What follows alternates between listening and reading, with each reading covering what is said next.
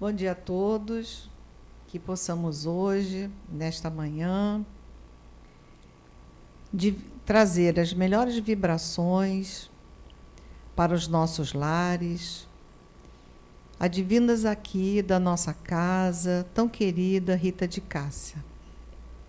Então, nesse momento, elevamos o pensamento a Jesus, Maria de Nazaré, aos espíritos que dirigem esta reunião, mas sobretudo a Deus nosso Pai, pedindo o envolvimento firme, amoroso, seguro, para que a reunião transcorra debaixo de uma paz, de harmonia, levando assim aos corações que assistirão às reflexões que Emiliana irá trazer, com muita alegria, levando esperança, fé e coragem.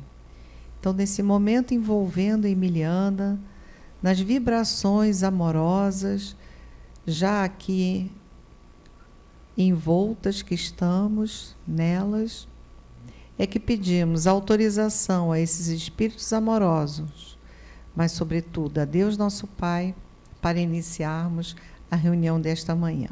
Graças a Deus. Então, conosco agora, Emiliana Lameu.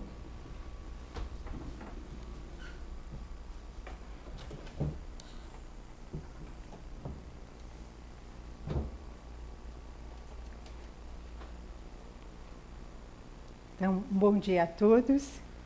Que a paz do Mestre possa envolver a cada um que se encontra ligado em nossa casa, a seus lares, a seus queridos, né? E de todos aqueles que passam em nossa tela mental. É muito bom ter esse ponto seguro para os nossos corações. Então, na manhã de hoje, nos coube as lições que vamos dar continuação ao capítulo 9 do Livro dos Espíritos, em que fala da intervenção dos espíritos no mundo corporal. E coube-nos as lições das perguntas 473 a 483. São várias perguntas, nós vamos tocar em algumas, e o título é sobre possessos e sobre convulsionários. Ou seja, a gente vai falar um pouquinho mais dessa intervenção dos espíritos no nosso dia a dia. O próprio capítulo, na questão 459, ele menciona, e Kardec pergunta: influem os espíritos em nossos pensamentos e em nossos atos? Muito mais do que imaginais. Influem a tal ponto que, de ordinário, são eles que vos dirigem. Então, a gente sabe que existe essa intervenção. Nós influenciamos, também vamos receber as influências. Então, a gente vai começar a meditar sobre um pouquinho sobre isso. Então, a mente, né, é o espírito, né, ele é uma exuberância de energia que se irradia em todas as direções. Então, precisamos saber qual o tipo de energia que estamos dispersando no universo de Deus. Então, as energias se irradiam em torno de nós e elas são provindas de dentro de nós. Então, está ali o nosso espírito, ele traz toda essa emanação de energia, e essa energia vem envolvida por sentimentos, por emoções, e criam em torno de nós um campo magnético, no qual nos identificamos. E os sentimentos são portadores, muitas vezes, de trevas e muitas vezes de luz também. Então, nós temos que escolher, aprender a escolher, a pensar, a idear e a fazer, para que a vida entre em sintonia com a vida maior, com esse hálito de Deus, com as leis de amor. Então, a luz que irradia no espírito em torno dele, ela tem muitas procedências, ela pode se modificar em momentos, se mudarmos a nossa maneira de agir. Então, estamos em eterna transfusão de energias, de forças, de uns com os outros. É preciso que a gente saiba que não existe nada escondido. Em tudo o que fazemos, temos testemunhas em torno de nós e, se preciso, insuflando em nossos pensamentos ideias. E a gente espera que essas ideias possam ser de reformas de vida, mas no melhor sentido. E aí depende de nossas escolhas. E a raiz de todo o desequilíbrio e equilíbrio, ela se encontra na profundidade dos pensamentos que, ao se tornarem ideias, têm o poder de harmonizar ou de perturbar. Então, influem os espíritos em nosso dia a dia? Influem. Nós também influenciamos? Nós também influenciamos. Não importa se estamos no corpo de carne, somos espíritos, ora encarnados, ora desencarnados. A influência pode ser de encarnado para encarnado, de desencarnado para desencarnado e desencarnado para encarnado.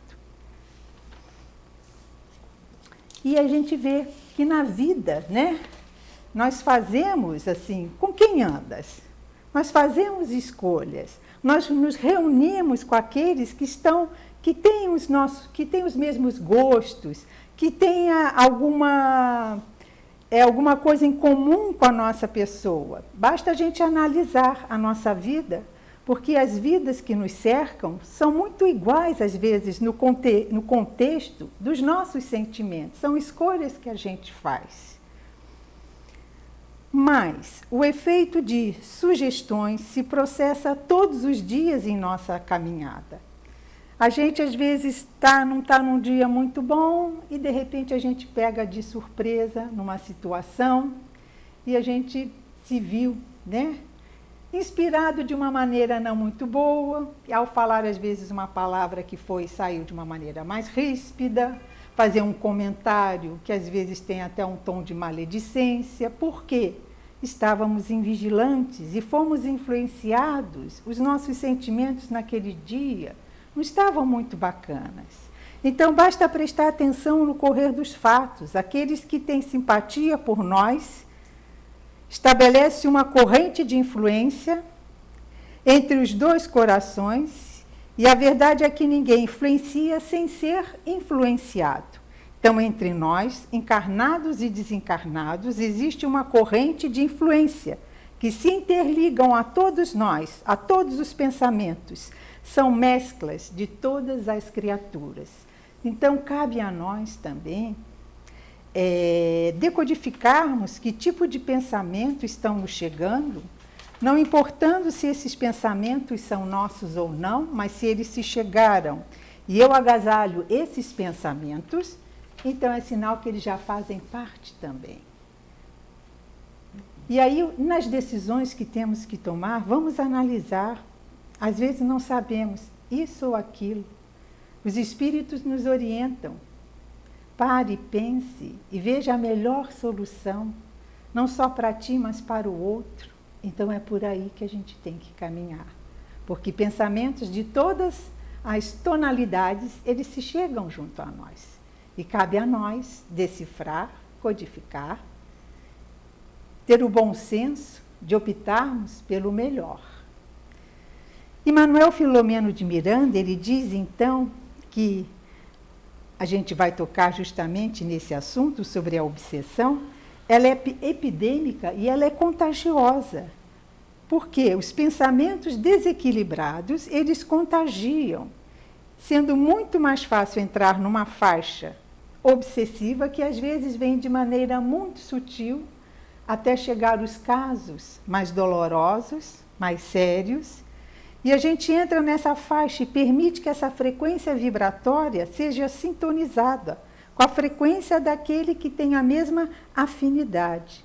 Então, nós temos que estarmos alertos e vigilantes.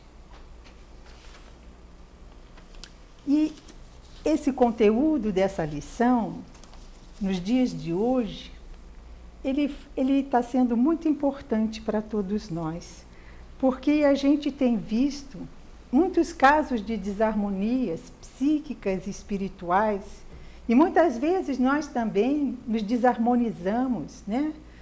E a gente procurar harmonia, a gente faz às vezes um esforço muito grande. Então a gente pergunta, por que a obsessão é tão comum na Terra? Né? Por que tantos casos de desequilíbrios psíquicos, espirituais, às vezes sutis, às vezes tão dolorosos? É porque o mal, ele ainda existe. Nós não somos totalmente bons, nós somos ainda imperfeitos. Então, não que o bem não exista dentro de nós, ele existe, Deus está se movimentando, né? Nos movimentamos em Deus, dentro do seu hálito divino, dentro desse amor divino. Mas também, muitas vezes, nós nos movimentamos por interesses próprios, cujos sentimentos estão sendo envolvidos e as tomadas de decisões estão sendo envolvidas pelo nosso egoísmo, pelo nosso orgulho, que logicamente desencadeiam sentimentos desastrosos. Então, as leis cósmicas, né, que são as expressões da vontade divina, que é o pensamento de Deus, são justas, são perfeitas. As suas ordenações regem tudo com muita perfeição. Ele não exige de nós nada que não seja de nossa responsabilidade. Então, não adianta a gente culpar o outro. Não. Se o desajuste é meu, eu tenho que reajustar. Se eu não estou em consonância com a lei de Deus, eu tenho que ir em busca dessa consonância, dessa ressonância. Então, sempre que a gente desafina, aí vem a ideia de um coro, o coro do universo, né? Quando a gente era jovem, a gente participava do coral, do colégio. Então, quando alguém desafinava, né? Lógico que interferia no conjunto daquela apresentação. Então, a gente tinha a nossa professora lá de música que vinha, fulano, não tá bom, vamos lá, pega o tom, vai. E aí se harmonizava outra vez. Por quê? O desafino no coro de ele vai interferir, né, no conjunto. Então, o nosso erro é uma desafinação no conjunto da vida. A gente, ao desafinarmos, nós estamos ali, nós estamos desafinando, nós estamos desequilibrando o conjunto que está à nossa volta. Mas há sempre uma livre opção entre o bem e o mal. E Deus não permite a obsessão. Muitas vezes falam, por que Deus permite isso com fulano, com cicrano? Às vezes é uma pessoa tão querida, tão próxima de nós. E a gente vê todo aquele sofrimento. Deus não permite a obsessão. Então a gente vê como é que a doutrina espírita começa a nos esclarecer sobre esses conteúdos, né, que muitos já vivenciaram no seu dia a dia, e a compreensão desse amor de Deus, a compreensão de suas leis justas, a compreensão que está tudo sobre o controle, né? Que Deus é amor, que Deus é Pai. Então a gente vai ver que ele não permite a obsessão. Mas está na lei que quando qualquer ato nosso é um ato de responsabilidade. Então, a obsessão não é vontade dele. Absolutamente, ele é amor. O que ele gostaria é que todos nós evoluíssemos sem tropeços, sem muitas vezes dar aqueles não só solavancos, mas quedas profundas.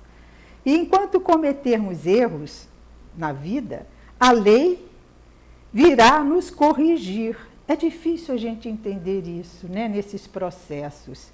Não, fulano fez, então eu vou lá me vingar, porque doeu muito.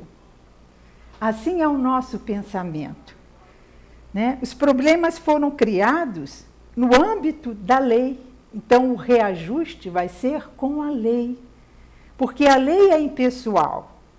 E nesse contexto é que se resolverão mais cedo ou mais tarde esses reajustes.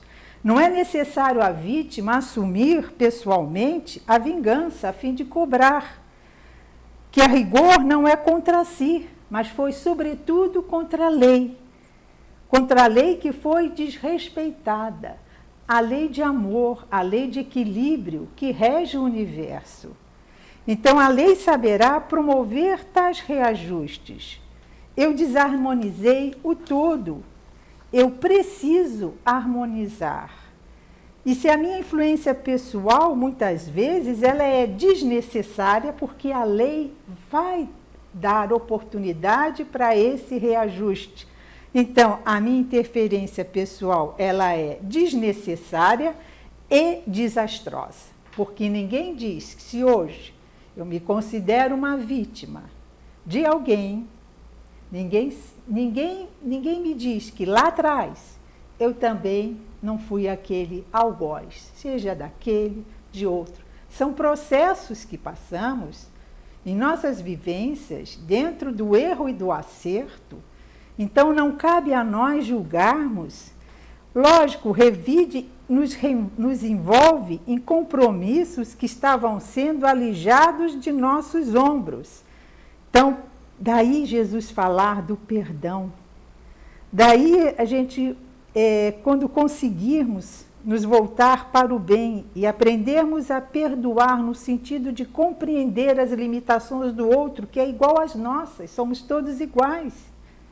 Compreendemos que as mesmas limitações, a Terra vai atingir um outro patamar.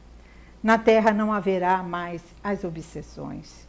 Estaremos praticamente envolvidos, né, com o antídoto do amor, e estaremos fazendo a profilaxia, né, de trazermos em nós este amor.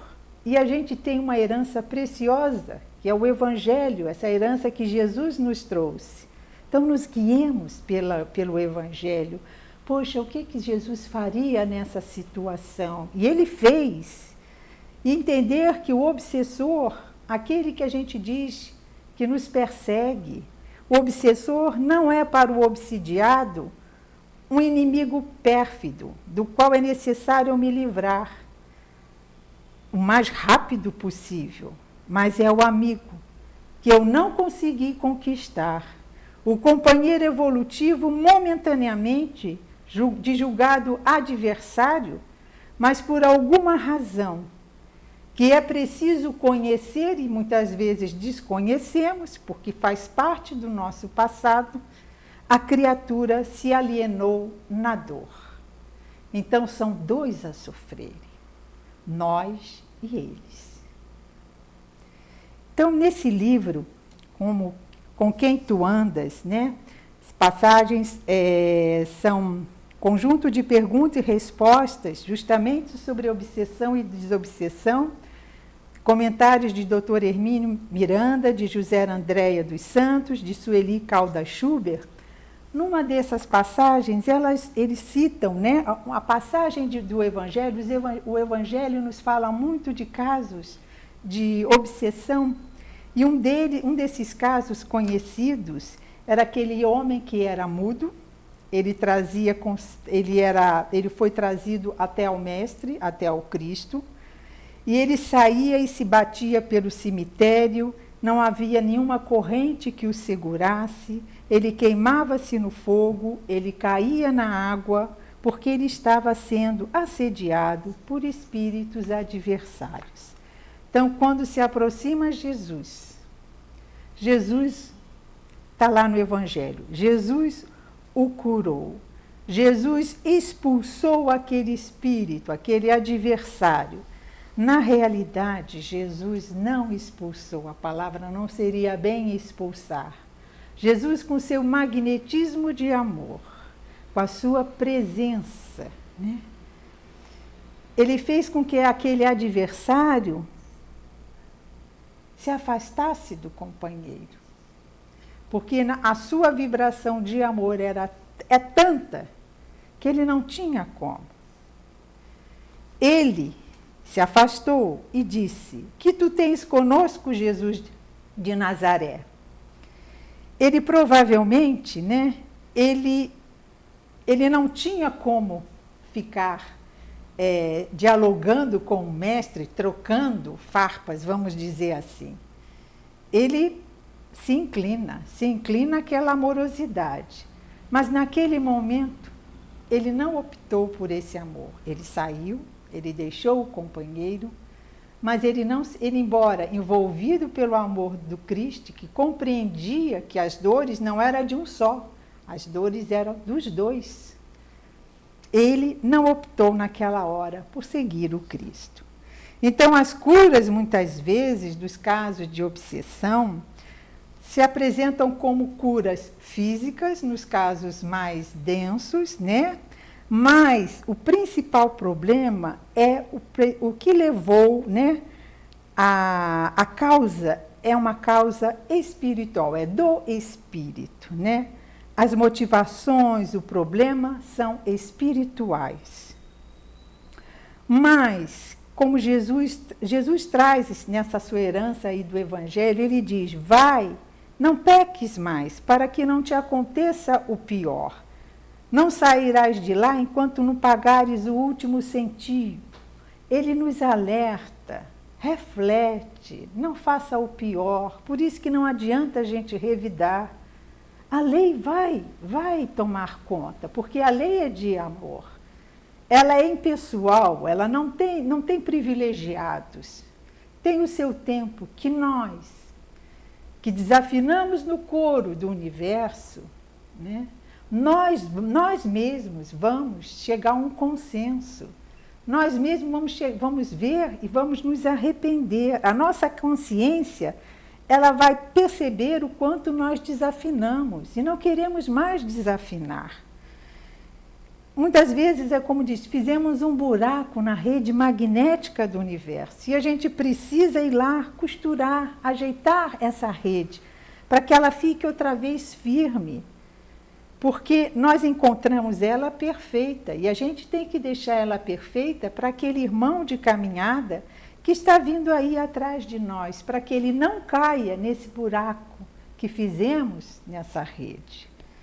Então, a coragem é a coragem de enfrentar. Então, quando nós renascemos, né? Muitas vezes tudo é preparado, muitas vezes não, sempre tudo é preparado a nosso favor, né?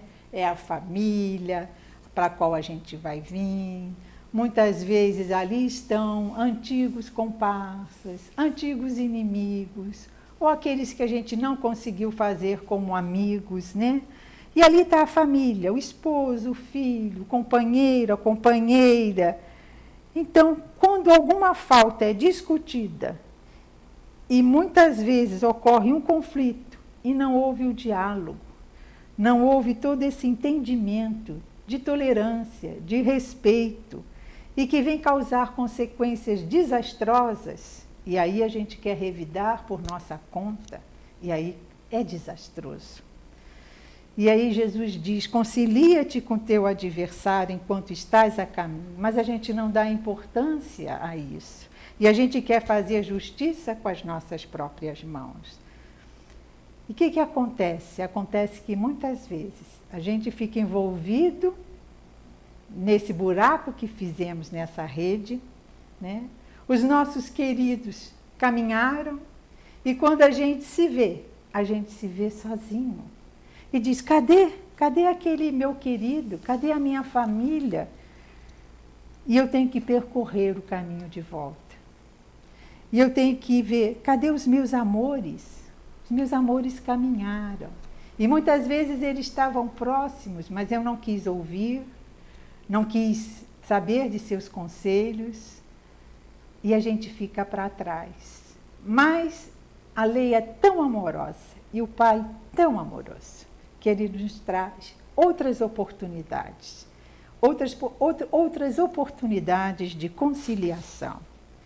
Então, a gente vê que tudo é responsabilidade, é nossa, né? E como tratar as situações que a vida se apresenta. Então, na lição de hoje, nós vamos tocar em apenas algumas questões, né?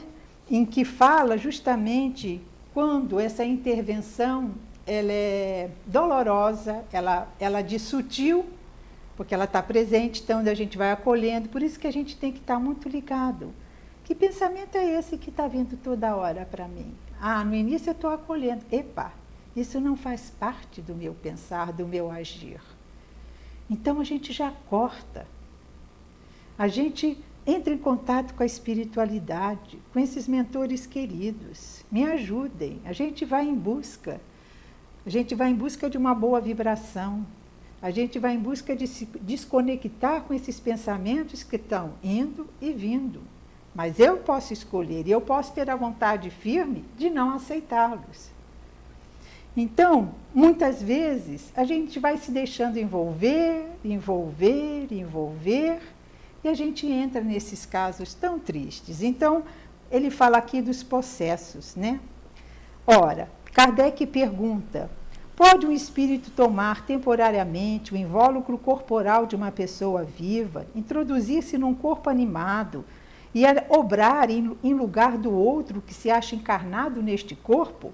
O espírito não entra em um corpo como entras numa casa. Ele identifica-se com um espírito encarnado, cujos defeitos e qualidades sejam os mesmos que os seus, a fim de obrar com ele. O encarnado é sempre quem atua, conforme quer, sobre a matéria de que se acha revestido. Um espírito não pode substituir-se ao que está encarnado, por isso que terá que permanecer ligado ao seu corpo até o termo fixado para a sua existência material. Ah, está possuído, está com espírito. Não! O que é isso? A palavra possesse é uma força de expressão. Ou seja, eu sintonizei, é uma simbiose de quê? De pensamentos, de sentimentos. Não falamos que a nossa energia ela vem com os pensamentos, com os sentimentos, ela não fica contida em nós. Nós exalamos, e ao exalar o outro também. Então, se eu me sintonizo, eu vou afinizar pela igualdade de sentimentos e do pensar. Mas, quando eu deixo isso constantemente, então eu trago para mim esses pensamentos, posso chegar a um ponto de turvamento mental. E daí a obsessão. O que é a obsessão? A possessão é um turvamento mental. Turvar. Um turvamento mental de quase inconsciência, no qual somente a pureza, a substituição de sentimentos no bem, posso clarear essas ideias que naquele momento estão turvando o meu pensar. Então, tirar a nossa consciência devagar, cedendo lugar a uma consciência estranha a dominar nossa vida, e a gente passa a ficar dependente. Esse é o turvamento. E a coisa se dá de uma maneira bem sutil, bem devagar. A gente vai cedendo espaços para esse tipo de pensamentos. Ninguém rouba a consciência do outro. Nós temos liberdade de pensar. Mas podemos encontrar resistência. Por que eu encontro resistência? Porque eu me compatibilizo com as mesmas ideias. Por quê? Talvez pelas minhas fraquezas, talvez porque eu quero, né? Como diz, os nossos pensamentos, existem pensamentos secretos que alimentamos e temos prazer em sentir, e são eles que criam essa linha de comunicação, criando esses processos. Então, ninguém tira a consciência do outro. Nós abrimos um espaço para que o outro entre. Como disse Jesus, buscai e achareis. Abri e a porta batei e a porta irá se abrir. Então, a gente abre espaço para isso. É natural? Então, quando a gente percebe, a gente procura se integrar em outra direção. São as nossas fragilidades, são os nossos medos, são às vezes a nossa vaidade, o nosso egoísmo, são questões que estamos passando e que abrimos brecha. Então, vamos logo fechar essa brecha, para que não se torne uma coisa mais dolorosa ao nosso viver. E é preciso a gente questionar. Então, a vida é sintonia. Somente colhemos o que nós plantamos, em pensamentos, em palavras e atos. Pode o encarnado sugerir pensamentos inferiores e serem absorvidos como sendo nossos. E essa sugestão pode ser uma coisa diária, até chegar a uma possessão. Quantos espíritos encarnados para encarnados muitas vezes estão tão plugados e o outro não consegue dar um passo sem o outro? Por quê? É uma maneira de possessão, pela fragilidade provavelmente emocional. Então, compete-nos a nós a seleção daquilo que vem em nossa mente. Nós somos donos da nossa mente. E Jesus é a segurança. O que faria Jesus? Ele é a segurança, a nossa segurança. Então, essas questões trazidas, né, sobre esse tema, aqui nós temos ainda aqui outras questões que Kardec fala e os espíritos nos dizem assim. Kardec pergunta, desde que não há possessão propriamente dita, coabitação de dois espíritos no mesmo corpo, então, bom trazer esse esclarecimento que Kardec faz, porque muita gente ainda acha que é dessa maneira. Não é. Pode a alma ficar na dependência, em outro espírito, do mesmo modo se achar subjugada ou obsidiada, ao ponto de sua vontade vir a achar-se, de certa maneira, paralisada? Ele pergunta. E os espíritos dizem, sem dúvida, são esses os verdadeiros possessos, mas é preciso que saibas que essa dominação não se efetua nunca, sem que aquele que a sofre o consinta. Então, nós consentimos, quer por sua fraqueza ou quer por desejá-la. Então, é preciso que a gente vê que tudo há um nosso consentimento. E muitas vezes, aí Kardec pergunta, pessoas animadas de boas intenções que, nada obstante, não deixam de ser obsidiados. Qual então o melhor meio de nos livrarmos dos espíritos obsessores? Cansar-lhes a paciência. Nenhum valor lhes dás as sugestões, mostrar que perdem o tempo. Vendo que nada conseguem, eles se afastam. Vou buscar outros companheiros. E ele pergunta por a prece. A prece é o meio mais eficiente para a cura da obsessão?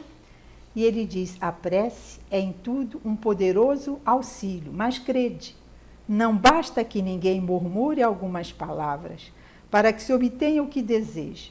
Deus assiste os que obram, não os que se limitam a pedir. É, pois, indispensável que o obsidiado faça por sua parte o que se torne necessário para destruir em si mesmo a causa da atração dos maus espíritos. Então, a gente pede a prece, porque a prece é uma proteção. A prece nos traz coragem, ela é uma força poderosa.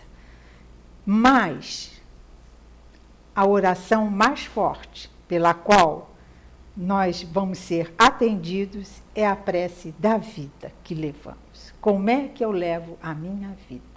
O que eu estou atraindo para mim? O que eu estou contribuindo onde eu me encontro? Essa é a melhor prece. Então, nós vamos trazer aqui um caso, né, até vai esclarecer bem sobre tudo isso. Que seria a obsessão? Quando fala que o antídoto para o caso de obsessão, como Jesus nos orienta, é o amor. E como isso funcionou? Então, a gente vem trazer um caso bem prático, que muitos de vocês conhecem, e está no livro Semeador de Estrelas, né? Divaldo conta essa sua passagem. O capítulo é o Máscara de Ferro, quando Divaldo conta que durante mais de 30 anos ele foi obsidiado, né? E vamos ver, muito interessante, que aí a gente vai entender melhor todo esse processo e o desfecho desse processo, como é que ele pode ser dado dentro da lei de amor. É fácil, às vezes, a gente falar, mas a gente sabe que quando a gente tem um prumo, né? Quando a gente persevera, quando a gente pede um amparo e se encontra firme, a gente vai ver o desfecho. Então, vamos pegar o exemplo, nada como pegar o exemplo de Divaldo, já que ele colocou no livro, né?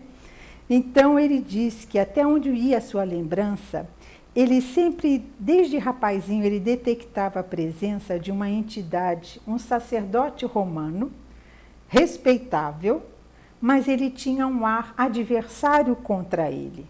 Uma atitude muito agressiva, ameaçando a princípio de forma educada e depois, com o tempo, de uma forma bem ríspida, né? E depois, já jovem, quando ele começa a engrenar, se tornar espírita, então o assédio ficou ainda maior, né? Ele, de tal maneira que Kardec, esse espírito leva a Divaldo, jovem de 19 anos, quase a cometer um suicídio. Divaldo, ele conta, né, que ele ouvia, ele foi de uma certa maneira, ele estava dormindo, era noite, ele ouve uma voz chamando por ele e ele foi quase que assim hipnotizado. Ele vai para a praia, ele morava perto da praia. E ali ele entra pelo mar, de pijama e tudo, ele não estava nem tendo consciência do que estava se passando, quando de repente ele se dá conta, e ele não sabia nadar, envolto naquelas ondas, mas Nilson, né, que ele diz, estava ali próximo, quando viu, ele consegue resgatar o Divaldo dessa situação. E assim, durante muito tempo, muitas situações difíceis, esse espírito envolveu Divaldo. Numa outra situação, já um pouco anos depois, Divaldo ele saía do trabalho e ele ia estudar. E ele conta que ao dobrar uma rua que era muito movimentada, ele vê alguém assim, encostar nas costas dele, né, dar um puxão pelas costas. Aí ele pensou que fosse um amigo. Quando ele se vira, ele leva um soco dessa pessoa e ele cai sobre uma vitrine lá de joias e quebra o vidro, ele se machuca. Aquela pessoa, naquele momento, ele diz assim: perdoe-me, desculpe. Eu tive a impressão de que você era um indivíduo que anda perturbando a paz da minha mulher e eu quis puni-lo, você me desculpe. Então, olha que interessante. Esse rapaz que socou o Divaldo, ele não tinha nada a ver com o Divaldo, mas aquele obsessor de anos ali seguindo o Divaldo, ele se utilizou, e assim nós somos também pegos desprevenidos, se utilizou daquele rapaz, cujos pensamentos eram pensamentos de vingança, de estar ali, né? Então, se utilizou dos seus pensamentos, né, num processo de verdadeira sintonia com a situação, e utilizou para colocar Divaldo numa situação que, além de machucar, ele ficou desnorteado, né? Se sentiu assim, uma situação muito delicada, que com ele, poxa, ele não tinha nada, ele leva um soco no meio da... Ninguém gosta de levar um soco, cair, se machucar, que razão levou aquilo? Mas era esse comparsa, né? Esse bispo romano, né? Por quê? Porque ele perseguiu tanto a Divaldo, né? O que ele diz a Divaldo: você se comprometeu conosco, né? Então, em outras vidas, né? A chamada igreja militante para engrossar as fileiras do clero, quando retornasse à terra, e aí você nos trai. Quando ele vê justamente Divaldo, né, agora abraçando a doutrina espírita, a doutrina do Cristo, então ele não aceitava de maneira alguma que Divaldo, né, fosse para o espiritismo. Ele diz assim: quando o espiritismo apareceu, a igreja romana podia ser comparada a um holofote que projetava uma imensa claridade no céu, enquanto ele era uma pequena faísca de fósforo acesa e que se abriu nas trevas, incapaz de competir com o poder e a opulência da igreja. Que vemos agora? Observamos que o espiritismo se transforma em uma constelação a iluminar os céus, e a igreja vai apagando a sua claridade. E ele dizia que Divaldo tinha passado para o outro lado, quando ele, lá na espiritualidade, se comprometeu que ele iria dar seguimento àquela doutrina, a igreja romana, né, da qual lá atrás ele teve contato. E ele ficava aturdido por ver agora Divaldo sendo aquela tocha, né, que levava o espiritismo, que levava as verdades do Cristo, né? Então, Divaldo diz para ele: eu não posso, o meu compromisso é com Jesus, eu sou empregado a serviço da nova era. Não compreendo porque o irmão se volta contra mim. O irmão deveria voltar-se contra aquele a quem eu me dirijo. Porque se o Senhor se voltar contra ele, ele me liberta. Eu sou escravo dele e eu passarei de mão com muito prazer, se for isso que aconteça. Mas se o Senhor não me libertar dele, de Jesus, eu não posso. Não tenho como me evadir da presença de Jesus. E aí ele diz, o obsessor: não, contra ele eu não posso. Mas ele diz, eu vou continuar te perseguindo, eu vou continuar te colocando, quando você for lá fazer as suas palestras, né, você vai ser assediado. Muitos vão zombar de você, você vai passar por ironias, por descrédito e tantas coisas. Então, não foi fácil esses 30 anos que Divaldo teve passar e ser firme, né, firme em suas posturas. Depois de muitos anos, esse espírito chega para Divaldo e diz assim: vou deixá-lo por um período, sabe? Você não me convenceu, porque eu o conheço, sei das suas dívidas, mas você me venceu nesse momento, temporariamente, pela paciência, pela sua humildade, pela sua abnegação, pelo trabalho que você vem desenvolvendo nesta comunidade. E aí ele deixa por um tempo. Quando lá na Casa do Caminho, na Mansão do Caminho, né, uma criança é colocada lá nas portas, né? Eles não tinham mais espaço, eles não tinham nem mais recursos materiais para abrigar mais uma criança, em tanta necessidade. Mas Divaldo pergunta assim: o que faria Jesus nessas circunstâncias? E a consciência diz para ele: ele iria receber essa criança. Ele recebe com todo amor. E quando o obsessor de Divaldo vê que ele acolheu aquela criança numa situação tão debilitada e acolheu com tanto amor, e aquela criança fora sua mãe, aí ele diz para Divaldo, ele aparece e diz para Divaldo: agora você me convenceu. Porque esses a quem acaba de receber é a minha mãe, que está de volta ao corpo. Eu tenho que amar a quem vai ajudá-la na sua tarefa de redenção. E ele diz: ensina-me agora o que fazer para aprender a amar a Jesus na visão correta. E se Deus me der vida, poder retornar a vir, ainda receber o afago de suas mãos nesta casa.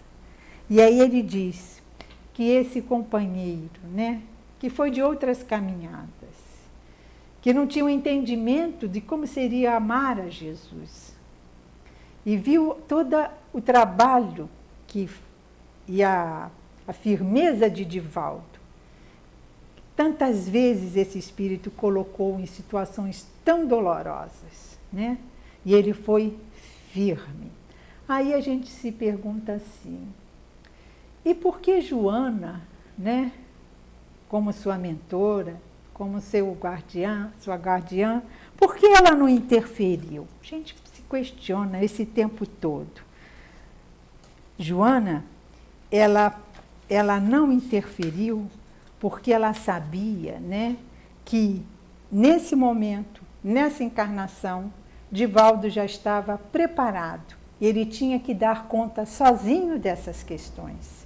Ela podia amenizar algumas situações, amparar, dar força a ele, mas não podia impedir, porque ele precisava passar por isso, ele e o companheiro. E se a gente for ver, nem toda obsessão tem o obsessor e o obsidiado. Nesse caso, havia o obsessor, mas não houve o obsidiado. Por quê? Porque Divaldo conseguiu a ser firme. Ele se manteve, ele não se deixou levar e voltar, deixar a doutrina de lado. Ele está certo, eu vou deixar isso aqui, eu vou para o outro lado. Não, ele se manteve firme. E ele se manteve firme e ele deu um exemplo. Ele atuou por amor. Tudo em sua vida ele fez por amor. Amor aos necessitados, na sua tarefa tão bonita. E foi isso que acabou convencendo a esse espírito. Então, o remédio é um só. O remédio é o amor. Por isso que a melhor prece é a vida que nós levamos. Então, é uma lição bonita, está no livro Semeador de Estrelas. Seria bom que vocês pudessem ler, porque são tantas questões que são colocadas, mas às vezes o tempo não nos permite, mas para a gente ver que tudo é possível.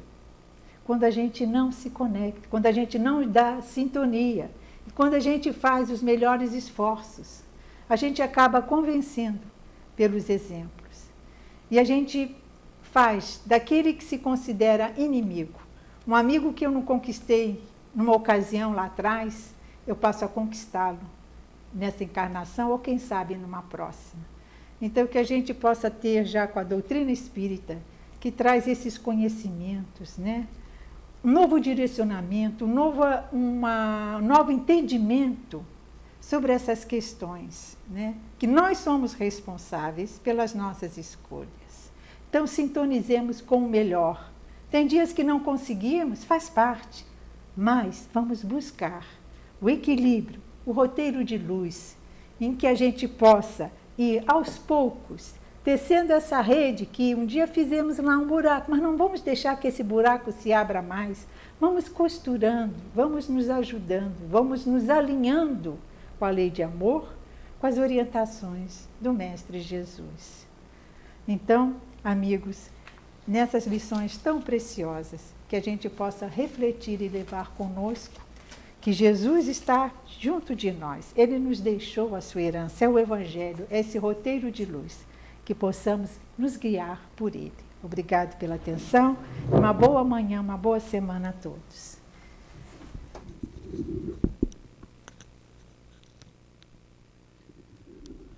Obrigada, Emiliana, pelas contribuições que irão com certeza reverberar nos nossos pensamentos, nos nossos corações, para que possamos melhor nos conduzirmos na vida. É com alegria nos nossos corações, pela possibilidade da existência dessa casa que nos acolhe, por essa doutrina de luz, pelo Evangelho de amor, é que pedimos autorização aos espíritos que dirigem esta reunião, a Maria de Nazaré, a Jesus e, mais uma vez, a Deus nosso Pai, sobretudo a Deus nosso Pai, o Senhor da vida, é que pedimos autorização para encerrarmos a reunião desta manhã. Graças a Deus.